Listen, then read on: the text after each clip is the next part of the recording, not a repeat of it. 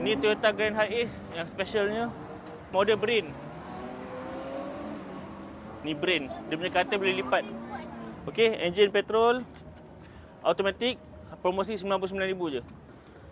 Ada katil atas. Ada katil belakang ni untuk 2 budak boleh.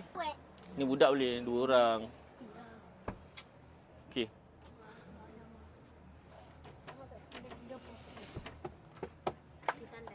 Tandas belakang.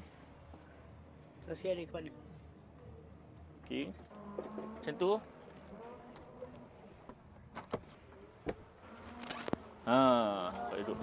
Kasut atas ni pun boleh katil juga. Amir pula duduk sini. Boleh tarik. Katil datang panjang. Sini. Ada tangga. Tangga ada. Oh, boleh dari bawah lah. Dewasa boleh 2 orang ni. Yang ni aircon blower ni memang sentiasa boleh on masa enjin tengah start. Dia menggunakan enjin kereta. Nanti boleh Sini sinki. Tangki dia bawah ni. Tangki air dia. Ada TV. Stove. boleh tolak lagi. Oh, tak Tu. ada. Tu muat 2 orang.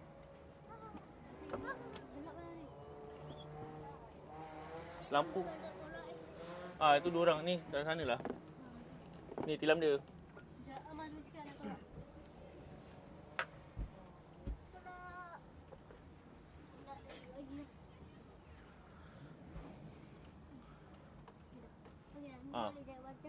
Okey, pasang tilam tu baru dia selesa.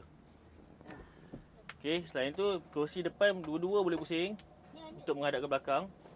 Supaya dah sampai nanti pusing, boleh borak-borak dengan orang belakang lah.